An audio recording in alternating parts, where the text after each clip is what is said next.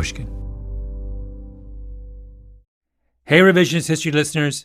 Before we get to our 6-episode series about America's gun problem, I want to remind you that you can binge the entire series early and ad-free right now with a Pushkin Plus subscription. And that same subscription gets you exclusive access so you can binge listen to Happiness Lab, our hit podcast, The Dream, and all 12 episodes of Paul McCartney's new podcast, McCartney, A Life in Lyrics. That's just the September lineup. Sign up now on our Apple Show page or at pushkin.fm/plus. Midnight, June 5th, 1968. Robert F. Kennedy is running for the Democratic presidential nomination. He's just been declared the winner of the California primary. He's now the front runner. The White House is in his sights.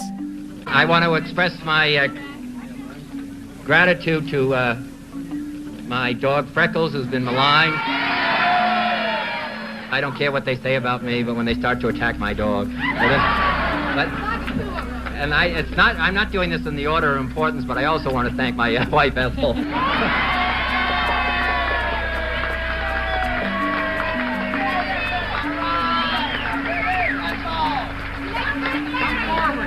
That young man. Hey, Ethel, come and take And her patience during this whole effort is fantastic. Thank you very much. Freckles has gone home to bed. He thought very early that we were going to win, so he retired. You can hear the supporters packing the room, despite the hour and the sweltering heat. Okay, listen. Hey, I want to hear really loud. Who's going to be the next president of the United States? RFK! RFK! RFK! RFK! RFK! Hey, here's a man. Listen to him. He leaves the stage, out to the kitchen, pauses to shake the hand of a busboy, and, out of nowhere, a young man emerges, holding a .22 caliber revolver. 8 shots. Boom, boom, boom, boom, boom, boom, boom, boom. It's chaos. You can hear it, can't you? There's a photograph of this moment. Kennedy sprawled on the ground, the busboy crouched by his side, his face turned to the camera. A picture of anguish. What happened? I don't know. I can't find out. What happened, do you know? Somebody said he's been shot. I'm not. Keep me plugged in. Keep me plugged in. Please stay back. Everybody else, just please stay back. Just the doctor, come right here. Let's roll some videotape on this out here, friends, please. Would a doctor come right here? A doctor! We need a doctor right here. There's a microphone, please, immediately. My name is Malcolm Gladwell. You're listening to Revisionist History, my podcast about things overlooked and misunderstood. This episode is part 4 of our investigation of the messed up way Americans talk about guns. The Supreme Court just issued one of the most important gun rights cases in its history and devoted pages to the 14th century, the 17th century, the 18th century, the 19th century, the Civil War, Reconstruction, the Constitutional Convention, and an obscure, disputatious merchant from Bristol. But nothing about the present day, as if the crisis of gun violence on our streets is beside the point. We get our ideas about guns from a television western written by screenwriters from Hollywood whose understanding of the American frontier is 100% backwards. It's all a little weird. And in this episode, I want to offer an explanation for how things got so weird. One I think gets missed, that is, except by the people who treat gunshots for a living. Oh, I see. Okay. So let's walk through what happens. Sirhan comes up to Kennedy backstage at the Ambassador Hotel and fires 8 shots from a .22 caliber revolver, 3 of which hit Senator Kennedy, right? That's our understanding, yes. Jordan Commissaro, trauma surgeon at Duke University. Where do those bullets go? So the bullet that that struck him in the head hit right behind his right ear. Sort of, if you feel, everyone has like a little bit of a bony prominence. So roughly around there. And the other two struck him in the axilla and they think the chest, although it would seem that from the accounts of the thoracic surgeons as they relayed them, those were of minimal consequence. Yeah. It's really the headshot that we're concerned with. Yes. And have you, in your experience, have you ever, we'll come back to this, but I'm just curious whether you've ever treated an analogous gunshot wound to the head. Yes. You have? Yes. When a bullet strikes you behind the ear, what happens? Largely, these are mostly fatal injuries. By the next morning, Kennedy was dead. I want you to imagine what would happen if Kennedy were shot today. One of the iron laws of medicine is that the more you treat a condition, the better you get at curing it. Practice makes perfect. You develop your skills. You start to anticipate anomalies and variations. You're more motivated to try new ideas, introduce new techniques, develop new technologies. And nowhere is that iron law more in evidence in the United States than when it comes to the treatment of gunshot wounds. If you're an American trauma surgeon, you get a lot of practice. World War I, World War II, Korea, Vietnam, Iraq I, Iraq II, Afghanistan. Every generation of trauma surgeon got a war of their own, the best kind of crash course. Then they come home to the other war, the one on the streets. This is an area of genuine American expertise. I was curious about this, so I went to see a man named Edward Cornwell III. I got to Hopkins in 1998 as the chief of trauma. And my experience had been 9 years at LA County Hospital, which was among the busiest trauma centers in the country. 5 as a surgical resident. I asked around, and everyone told me that if you ever got shot, Eddie Cornwell was your best hope for coming out in one piece. Mid-60s, fit, a little hint of patrician about him. He grew up in Washington, D.C., trained at USC Medical School, and worked there in the 90s. South Central, in the middle of the crack epidemic. He opened the trauma center at Johns Hopkins University in 1998. Other American cities had seen a decline in the murder rate by that point, but not Baltimore.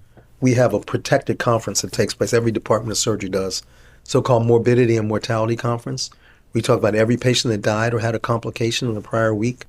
And I showed that a table where we have 5 consecutive days on our trauma service, where every single day a 20-year-old died. Gunshot to the chest, dead on arrival.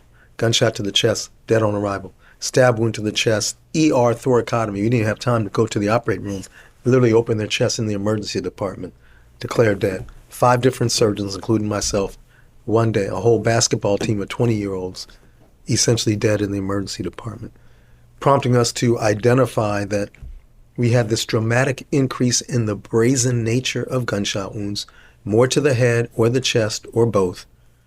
Then Cornwell came home to D.C., once known as the murder capital of the United States, to head the trauma center at Howard.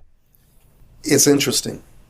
I did my residency at LA County Hospital, this huge 18-story structure. I had a 15-floor elevator ride from the ER to the operating room at LA County. And I was glad for it sometimes because I'm thinking, should I go in the right chest? Should I go in the left chest? Should I go in his abdomen? Then I get to Hopkins, I had a 7-floor elevator ride, shorter time frame. I'm here, I have 2-floor elevator ride. So the more expert I was, the shorter the elevator ride.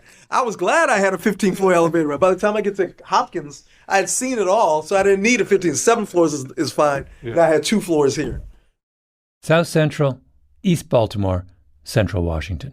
I spent a morning with him at the hospital with a colleague of his, an ex-Army surgeon named Mallory Williams. It was a Tuesday. He'd worked the weekend and operated on 2 kids, 19 and 20, who'd been in a gun battle. I take the 19-year-old to the operating room. He's clearly tender. He clearly has evidence of contamination. We go to the operating room, spend 3.5 hours doing the things that I mentioned: the liver, the stomach, the small intestine, the colon, the rectum. But let's tease that out. Well, let me just say one last thing about him, because it's like Wild Wild West. In retrospect, it becomes obvious to me that one bullet enters here and goes through his stomach, his liver, his large intestine, and goes out here. Another bullet enters in his upper gluteus, buttocks, and goes across the abdomen and hits some small intestinal injuries, bounce off the pelvic. That bullet is deformed and lodges his abdominal wall. But while he's treating the 19-year-old, he's worrying about the 20-year-old, because there must be something going on between the two of them, right? And now the two of them are in the same hospital. I made sure that the other kid doesn't go to the ICU where we typically put these patients, because I don't want the two families down there in our ICU. Sure. So we had them remote locations in the hospital from each other. Do that for 40 years and learn from all the other trauma surgeons around the country who are doing the same thing, and you get good. Yeah. What from a medical standpoint, what would you, looking forward, what is the, hypothetically, if I gave you a wish, I said you could solve one problem in your field that would reduce gun deaths? No. I mean, once in your, that would reduce gun deaths. So what, medically speaking, what is one medical trick that I could give you that would have the biggest impact on how many people die from a gunshot wound? My trick wouldn't be medical. Yeah, it's not medical. It would be social. For me, it would be 2 parents in every home. Yeah. That almost sounds, today, to say that today, it sounds... You might be put in jail if you say something. In saying that, you think we have progressed as far as... You think we've got most of the low-hanging fruit in terms of how to save somebody once they arrive? I got some slides I'll show you there, but I don't think we have another peak in my lifetime. So once you get to 95%, there aren't any. Right. The fruit is high up on the tree, right? That's how good trauma surgeons are now. They're looking for solutions outside the hospital. Now, think about the implications of that in a place like Washington, D.C. In the last 30 years, the number of homicides in Washington in a typical year has been cut in half. People look at that statistic and say, oh, the city's gotten a lot safer. But isn't some part of that decline simply that Eddie Cornwell and Mallory Williams and all the other trauma surgeons of Washington, D.C. are now saving lives that were once lost? A city's murder rate is not a measure of the number of people victimized by potentially lethal violence. No, it's a measure of the number of people victimized by potentially lethal violence minus how good a job doctors do at saving that person's life once they get to the hospital. So how important is the second half of that equation? Do people like Eddie Cornwell move the needle on homicide rates a lot or just a little? Which is why when I got back from D.C., I called up Jordan Commissaro, trauma surgeon at Duke University, to talk about the assassination of Robert Kennedy. Because it seemed like looking at Kennedy's injuries through the lens of the present day would be a good way to try and answer this question.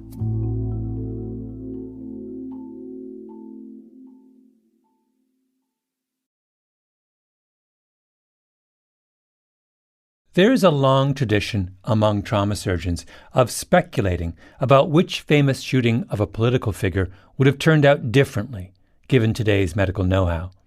If you flip through trauma surgery journals, you can find all kinds of examples.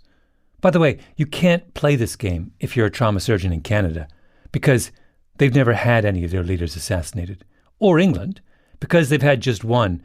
France had one president stabbed to death in 1894, and in 1932, President Paul Doumer was gunned down by a Russian anarchist. Germany? Not really. No one major, unless you want to count the killing of the foreign minister in 1922. But in the United States, you can play this game for days. You've got Abraham Lincoln in 1865, shot to the head from a .44 Derringer pistol. Does he live today? A couple of years ago, a group of neurosurgeons at Brigham and Women's Hospital in Boston re-examined his autopsy records and concluded, probably not. It was the worst kind of head injury. What about James Garfield, 20th President of the United States? Shot twice. The second bullet hit him in the back, missing the spinal cord and embedding itself behind his pancreas. He's rushed to the hospital. It's a minor injury, but they get obsessed with taking out the bullet, and that contaminates the wound. He's shot in June. He dies in September because of a sepsis infection. He survives today. Easy. William McKinley is next. September 6, 1901. Shot twice in the abdomen. He lives today. JFK? No. He's dead on arrival at the hospital. But go to 1980. Ronald Reagan, a 69-year-old man with a gunshot wound to the left chest. He doesn't survive in 1900. He doesn't survive in 1920. He might have survived in 1940. His blood transfusion. He needed blood in 1960. But certainly a 69-year-old gunshot wound to the chest for the first 100+ years of our history would largely be fatal. If Ronald Reagan had died of his wounds, the way Lincoln, McKinley, and Garfield did, the world would have been very different. He's shot in March 1981. He's just 2 months into one of the most consequential presidencies in American history. Does the Berlin Wall fall in 1989 without Reagan in office? Maybe, but maybe not. History is shaped not just by assassins' bullets, but also by the ability of doctors to treat the damage done by assassins' bullets. It's the Robert Kennedy case, though, that caught my eye. I wanted to start, how did you come to be interested in revisiting the assassination of Robert Kennedy? I was walking through the hallway one day, came across Ted Pappas, who's one of our general surgeons, and he had done a series of historical works, and he said, have you ever heard about Robert Kennedy? And which seemed like kind of an odd question because everyone's, I would think, have heard about Robert Kennedy. And he said, well, I think I may have gotten a hold of some of the original documents related to his assassination. Would you be interested in combing through them with me? So Commissaro sits down with his colleagues and goes through what Pappas has found. Autopsy reports, testimony from the surgeons who treated Kennedy, and they reconstruct the case. So walk me through what happens to him after he's shot.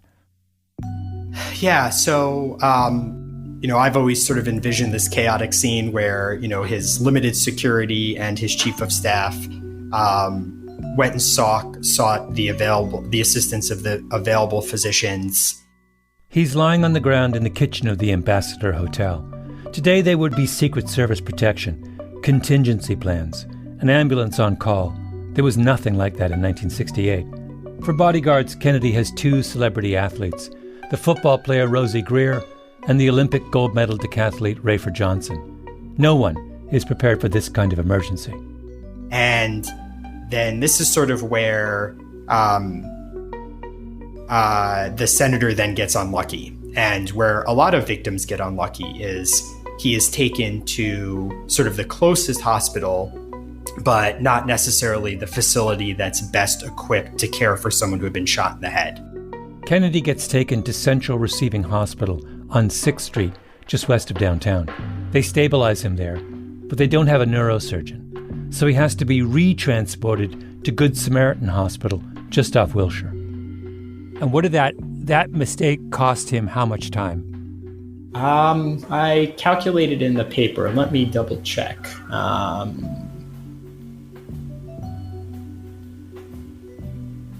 So he got to the operating room at Good Samaritan 2.5 hours after the shooting. 2.5 hours in your world, 2.5 hours is a long time.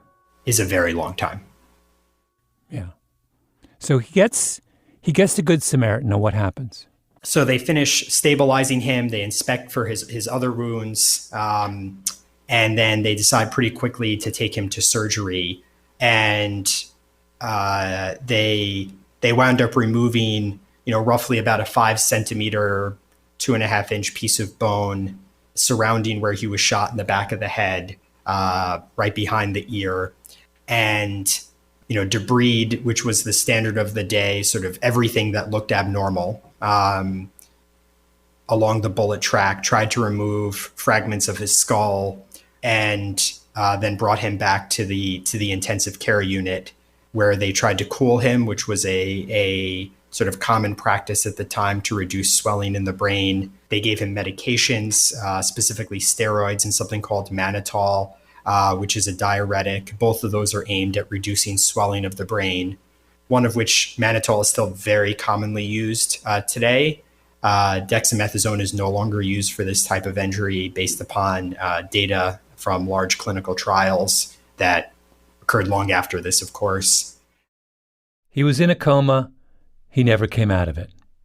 He was pronounced dead at 1:44 a.m. the next morning. So now let's redo this, but it's 2023. There's no delay today, right? Today, if you're shot in the Ambassador Hotel in LA today, where do you go? Where's the nearest trauma center? I believe the closest level 1 trauma center is probably USC, but yes, you would go straight to a level 1 trauma center. A level 1 trauma center is a recent invention, a high-tech, on-demand medical unit attached to a traditional hospital with every kind of specialist on call 24 hours a day. And you would get there, I mean, today... rather rapidly. Today he arrives at a level 1 trauma center, let's just say for the sake of argument, it's 15 minutes. Yeah. And the difference between 2.5 hours and 15 minutes in your world is... might as well be a year. Yeah. And when he gets there, he's treated very differently. So at Duke, the neurosurgery team that's in the hospital, which is for us always a resident and potentially always a faculty member, the rest of the trauma team would be paged ahead of time and waiting for the patient when they arrived in the resuscitation bay. Kennedy got an X-ray once he arrived, a one-dimensional image that made it hard for the surgeons to know exactly where his bullet was. Today, he'd get an immediate CT scan in 3D, an extraordinarily detailed image.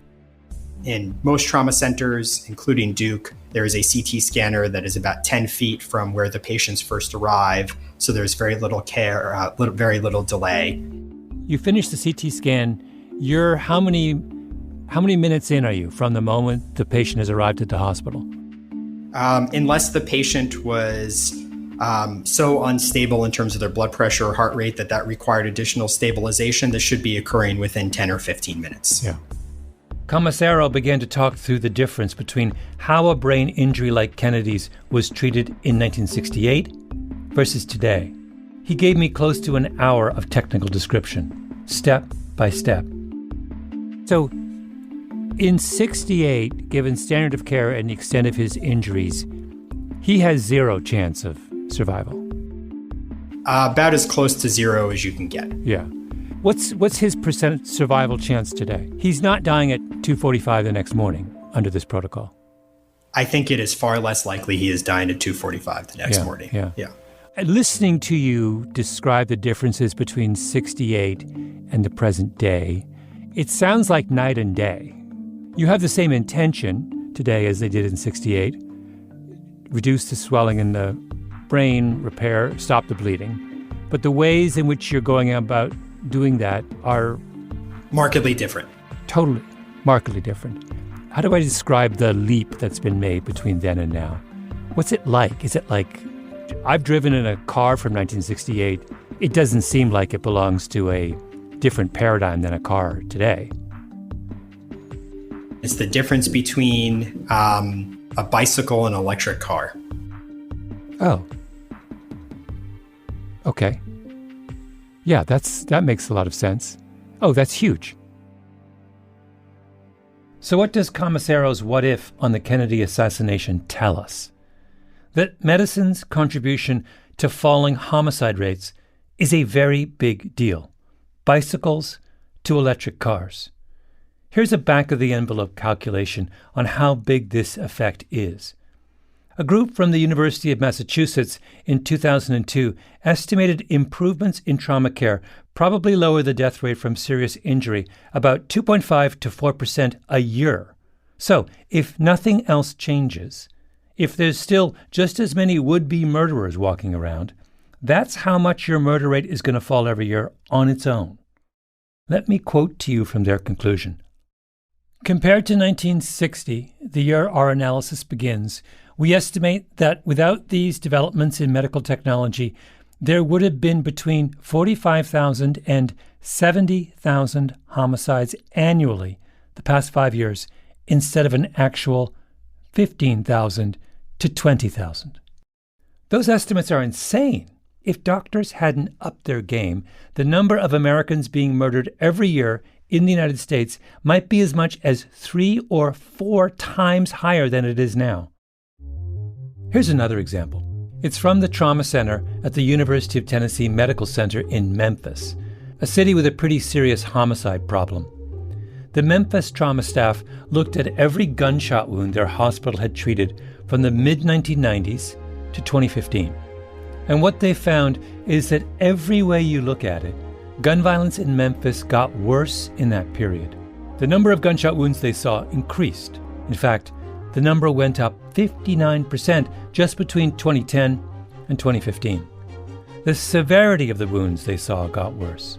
The number of people being wheeled in with multiple gunshot wounds more than tripled. In absolutely every sense, the patients coming into that hospital in those years showed that Memphis was becoming a dramatically more dangerous place. But what happened to the mortality rate of gunshot victims coming into that hospital during that period? It went down. It dropped by a third. The trauma doctors at the University of Tennessee Medical Center are so good that they made the increase in bloodshed on the streets of Memphis all but invisible. So what does the homicide rate in Memphis tell us about the level of violence in Memphis? Nothing. That's implication number one. We probably should stop using homicide rates as a measure of how safe and healthy a community is.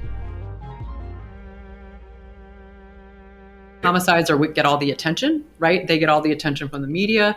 They get all the attention, from the response. Like the mayor might show up on the scene, or the whole, prosecutor might show up on the scene. That's Natalie Hipple, a criminologist at Indiana University.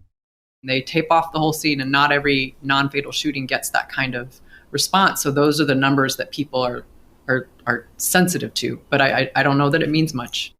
A few years ago, Hipple and a group of other criminologists argued that we should shelve the homicide statistic in favor of a measure of what they call bullet-to-skin contact. That is, just a measure of how many bullets have hit people in a given community over the previous year. Which makes more sense, right? Because now we've corrected for the bias caused by doctors saving so many more lives. The problem is that that bullet-to-skin number doesn't exist. No one pulls that statistic out. The police lump all those cases in the general category of aggravated assault, mixed in with punches and shoves. They don't have a definition for a non-fatal shooting. There's no way to pull those data out of those sets. Stop there. You're telling me that we are the most wealthiest and most sophisticated country in the world that is simultaneously in the grip of a prolonged, chronic outbreak of gun violence. Mm-hmm. We have no hard, useful numbers on the total number of shootings. Nope. How? So not that the federal government maintains. Yeah. As soon as you drop down to aggravated assaults, they're really, really messy. And so, no, we don't. What Hipple had to do was go through all the old aggravated assault records compiled by the Indianapolis Police Department and pull out the gunshot wounds by hand.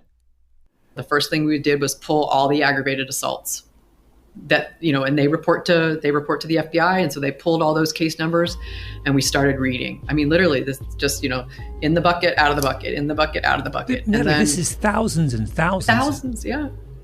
How many people were engaged in this project? Gosh. Well, I mean, we had a full-time... How many graduate students' lives did you ruin in this project? We had... each of us had our own... I mean, there wasn't a lot of funding. For newer cases, she got the police to help her out.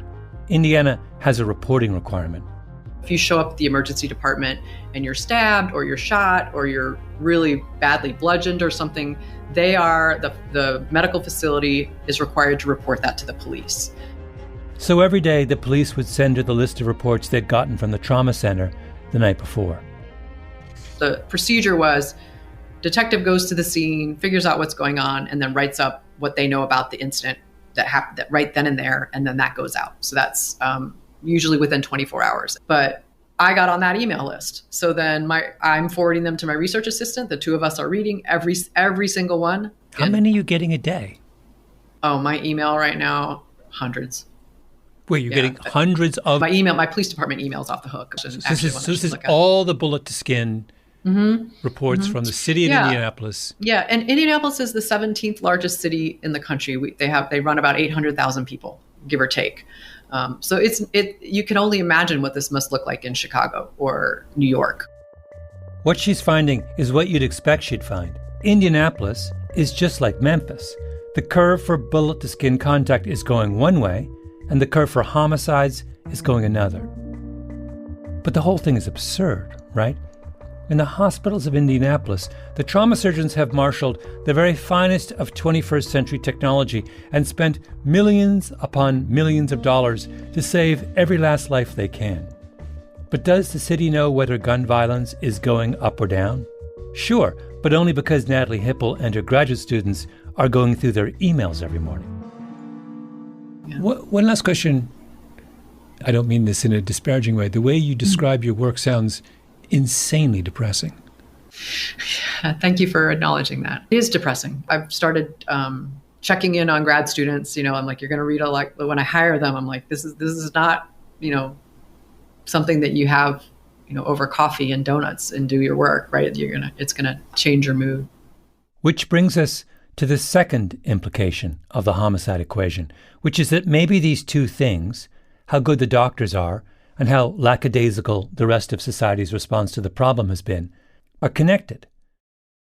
Economists love to talk about moral hazard. I'm sure you've heard that phrase. Its formal definition is the lack of incentive to guard against risk where one is protected from its consequences. Someone lives in a flood zone, you subsidize their flood insurance, so what happens when their home is washed away? They rebuild it in exactly the same place. Why should they give up their beautiful views of the ocean if someone else is picking up the tab? That's moral hazard. Or here's another example.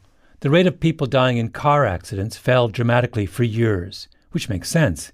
Cars got a lot safer. More people wore their seatbelts. But recently, the death toll has started to climb again. And why?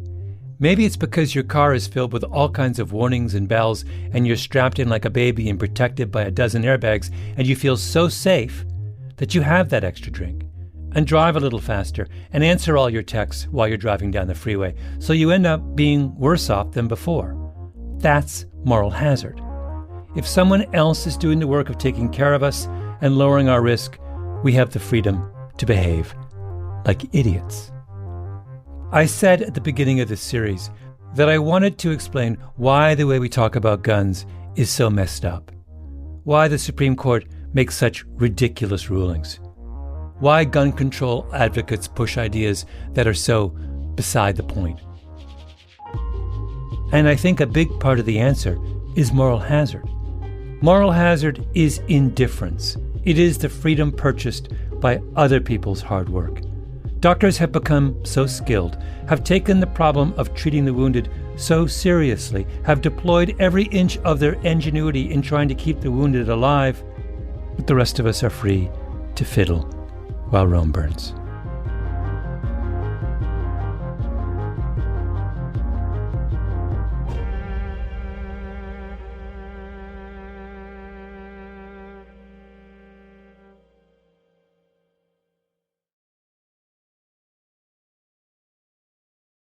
So you've got the CT scan. So now you know where the bullet is, and you know the extent of the damage. And presumably, in your mind, let's imagine you're the physician here, you're formulating, as you look at these things, a strategy for what you want to do next. Yeah. So for an injury in this location, I would want a what's called a CT angiogram, which is a picture of the blood vessels that supply and then drain the brain, which can be done, within takes an extra sort of 5 minutes or less. Again, this was not available at the time that the senator was injured.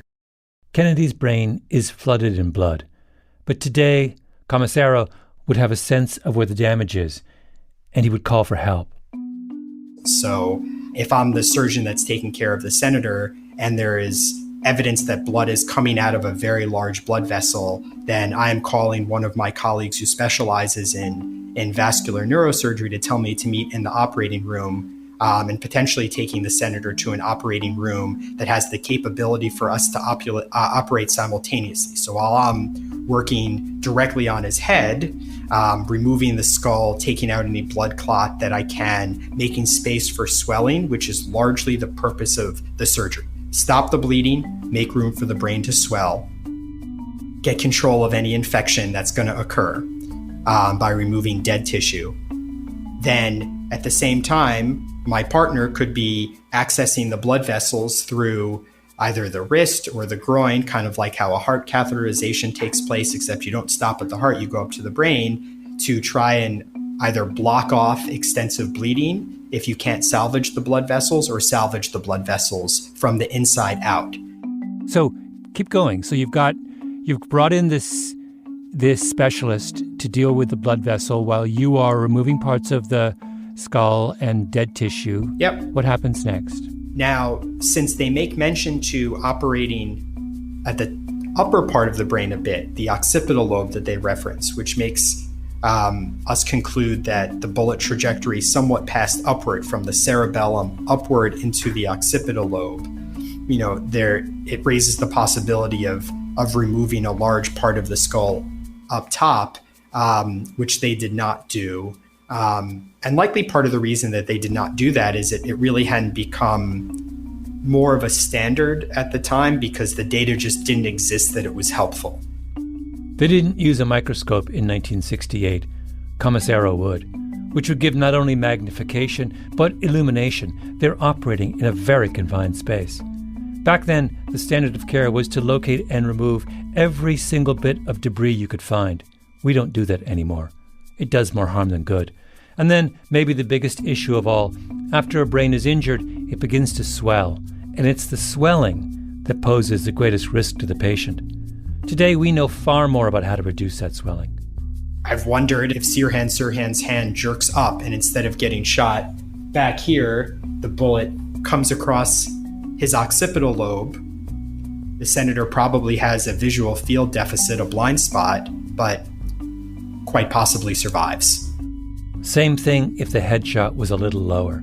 That might not have made a difference back then, but today, possibly. Yeah, so I had another patient that came to mind that actually made me think of the senator.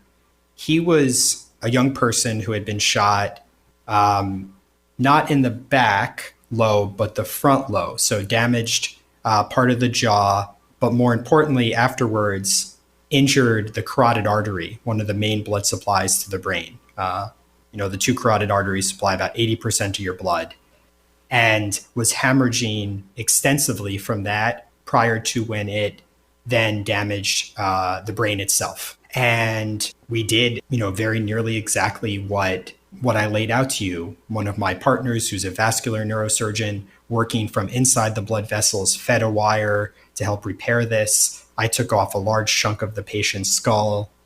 The patient was in a coma for several weeks, was in the ICU for about for several months, but then went home and cares for himself, works.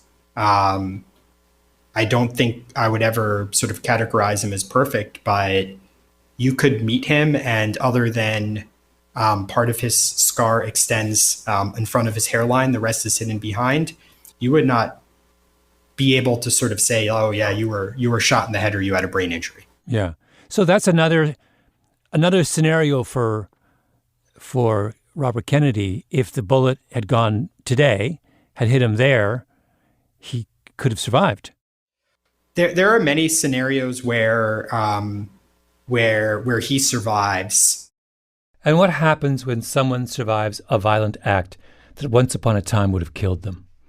The world changes in a million small and large ways. 2 months before Robert Kennedy was assassinated in Los Angeles, Martin Luther King was assassinated in Memphis. Single shot to the face from a Remington rifle. Broke his jaw, traveled down his spine, severed his jugular vein and lodged in his shoulder. Kennedy was in Indianapolis at the time, addressing a crowd, and he gives his most famous speech where he tells everyone the terrible news. Remember as you listen that he was speaking off the cuff. He had no time to prepare. This was from his heart. For those of you who are black and are tempted to be filled with hatred and mistrust of the injustice of such an act against all white people, I would only say that I can also feel in my own heart the same kind of feeling. I had a member of my family killed, but he was killed by a white man. But we have to make an effort in the United States. We have to make an effort to understand, to get beyond or go beyond these rather difficult times. My favorite poem, my favorite poet was Aeschylus, and he once wrote,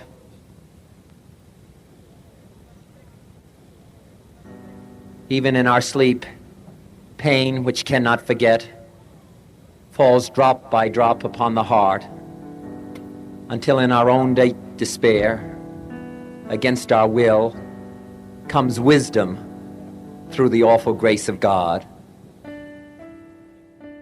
We had someone who might have been president who could quote Aeschylus from memory.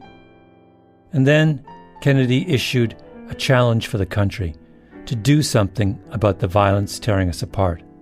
But I think only the doctors were listening. What we need in the United States is not division.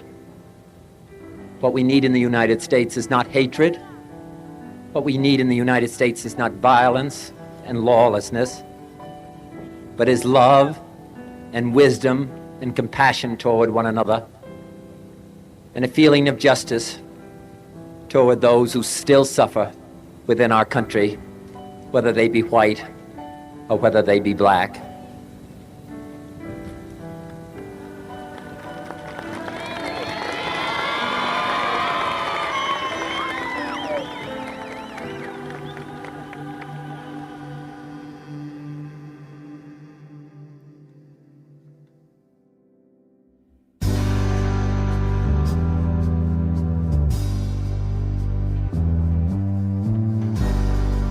Our Revisionist History Gun series was produced by Jacob Smith, Ben Nadaf Haffrey, Kiara Powell, Tali Emlin, and Lee Mengistu.